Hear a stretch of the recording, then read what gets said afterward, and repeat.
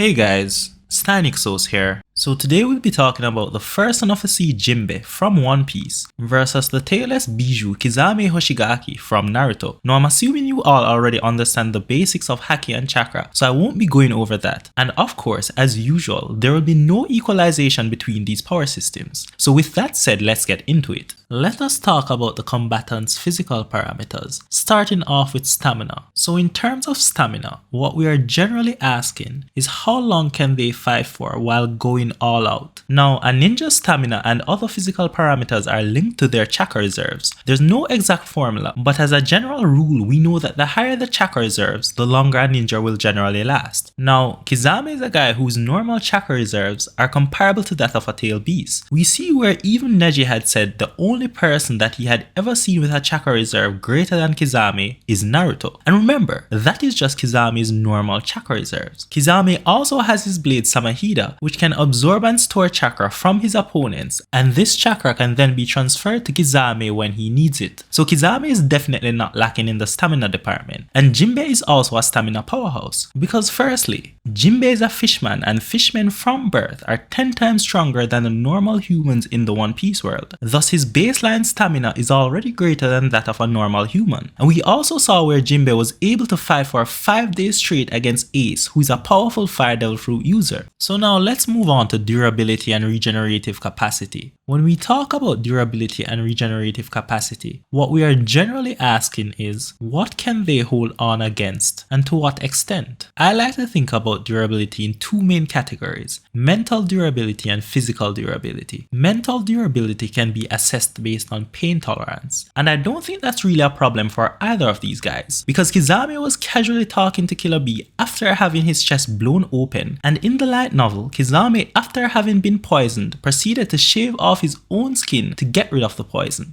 And similarly, Jinbei during his captivity at Impel Down was tortured daily by a jailer beast while he remained completely composed. And even after having received a magma fist from Akainu, which blew a hole through Jinbei's torso, Jinbei was shown to be more concerned about the damage that it caused to Luffy rather than himself, and he was able to stay conscious. So both of these characters have very high pain tolerance. Now, physical durability can be thought of in two categories: intrinsic physical durability and extrinsic physical durability. Intrinsic physical durability describes how the body responds to an attack that actually hits it when it is not defended using any special measures. So an example of this is Kaido, whose bare body, that is to say his natural body, without using the external coat of armor that is armament haki, cannot be damaged by normal blunt force attacks and trauma, like dropping 10,000 meters from a sky island, and cannot be damaged by piercing or slashing attacks, like being placed under a guillotine or being pierced by a spear. So Kisame's intrinsic physical durability is pretty good, being that he is able to withstand attacks from base Might Guy without any visible damage. And remember, base Might Guy is someone who is casually punching ninjas through walls and destroying rocks with nunchucks. And Jinbei similarly has a good intrinsic physical durability, being that he's able to tank daily attacks from an awakened jailer beast Zoan, and even says that it doesn't even scratch his itch. Now, extrinsic physical durability speaks to how the body responds to an attack that actually hits it when it is defended by a specific, usually external measure. Now, in the One Piece world, we know that armament haki exists, which is like an external suit of armor, which can make a regular body completely resistant to bullets, swords, and axes. And Jinbei is an extremely proficient armament haki user. We've seen his armament haki being strong enough to partially block even a flaming sword attack from Big Mom. Now, Kisame's external reinforcement comes in the form of his Samehida. When he uses Samehida to block a powerful attacker like Killer Bee's version 1 Lariat, Samehida reduces some of the damage that reaches directly to Kisame, and he's even able to merge with Samehida to go into a human-shark hybrid form, which drastically increases his physical attributes, including his durability. And in this state, his durability can even be further increased by growing spikes out of his skin. Now, so far I've been speaking about physical durability as if it's isolated,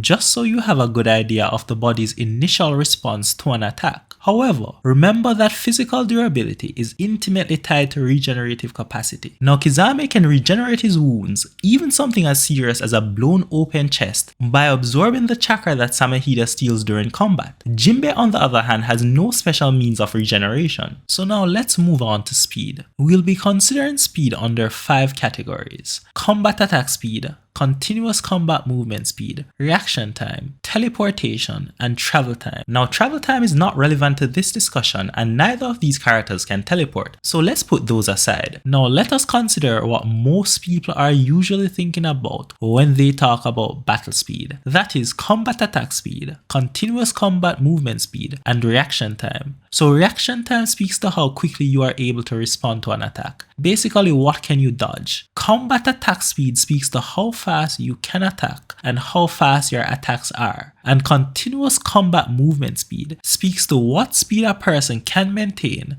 while actively fighting without break for a certain amount of time. Now, Jinbei does not have many direct speed feats, but we know that he's not inferior to an immediate post-time skip Luffy who can casually dodge a light beam and call it too slow, and he's even able to intercept attacks from other high-level characters such as Katakuri. So Jinbei is without a doubt faster and light in all categories. Now for Kisame, it's a little more tricky, but we can more or less be certain that Kisame is not faster than light, given that, excluding the absolute top tiers of the Narutoverse, the 4th Raikage is considered to be the fastest ninja alive. And even if you are to be as charitable as possible and go by the data books, the 4th Raikage at best is light speed. And we also know that Kisame considers Kyuubi Chakra Mode Naruto version 1, who is faster than the 4th Raikage, to be unbelievably fast. So Kisame is likely far below light speed, but let us just be as charitable as possible and assume he's light speed for this battle. Now with the background set, let's talk abilities and how this battle would go. Now unfortunately, Kisame is at a fundamental disadvantage here, because you see Fishman Karate works by targeting the water molecules within an opponent's body. Now a normal human is only 60% water, but basically all of Kisame's attacks, such as his water clones and his water sharks and his water shark bomb, are all 100% water. So Fishman Karate at base is already super effective against them, and even without using this aspect of Fishman Karate, all of these attacks would still just be useless against Jinbei, because a single droplet of normal water that was casually thrown by a horde on steroids was able to pierce and basically destroy multiple coral reef-like structures for a nearly unending distance. And Jinbei was shown to casually deflect Horde's water droplet with a droplet of his own. So it is very unlikely that Jinbei would have any trouble dispelling Kisame's sharks or any other projectile water attacks, even with a single droplet of water. And by the way, it is not just water droplets. Fishmen are master manipulators of water. Using Fishman Jujutsu, they are able to make things such as water sharks, and are even able to grab onto and manipulate water as if it were some solid piece of cloth and then weaponize it as a large column of water. Secondly, Jinbei is just frankly more powerful. Jinbei has been able to withstand attacks from some of the strongest people in the One Piece world, such as being able to use his bare hands to block a magma punch from Akainu, the magma human navy admiral who is strong enough to even be able to burn fire. And when using his haki, he was even able to block a flaming sword attack from an Emperor of the Sea, Big Mom. And even after being pushed back by Big Mom, he came back in no time at all and was able to hit Big Mom hard enough to push her a significant distance off of the ship. Whereas the 7th Gate guy's Hiradora, after having collided with and overpowered Kisame's super sharp bomb, was able to render Kisame basically unable to fight. And even if you were to look for the most charitable scaling of Might Guy's Hiradora, most people would not put it beyond an island level attack potency. But again, it's not even just raw power, because as we've already said, Fishman Karate works by attacking the water molecules inside an opponent's body such that it bypasses the opponent's durability and damages them from the inside. So even a person like Luffy, who is immune to normal blunt force physical attacks, is still hurt by it. So again, Kisame is just outmatched here. And even things that would normally give Kisame the advantage are just rendered useless here. For example, Kisame can usually flood the field or trap his opponent in a large bubble of water, and because he's usually fighting normal humans, they have to hold their breath and their movements are slightly restricted, being that they're underwater, whereas Kisame is able to breathe underwater and is able to move even faster in that environment. However, Jinbei is a fishman, thus Jinbei can also breathe underwater, and like all other fishmen, Jinbei's techniques and physical attributes even double while he's underwater, thus there's no advantage for Kisame here. And again, in most normal battles in the Naruto world, Kisame's and Samahida's ability to steal chakra usually means that he's able to steal stamina from his opponent while he recovers, and with attacks such as Super Sharp Bomb, he's usually able to use his opponent's chakra based attacks to make his own attacks stronger. However, Jinbei doesn't have chakra, nor does he use chakra based attacks, so exactly as in the Might Guy fight, Kisame won't be able to use Jinbei's attacks to make his own attacks any stronger or recover by stealing chakra. So Jinbei seems to be the indisputable winner here, but I'd love to hear what you guys think. So let me know in the comment section down below. And of course, if you guys liked the video, then don't forget to like, share and subscribe. But anyway, see you guys next time.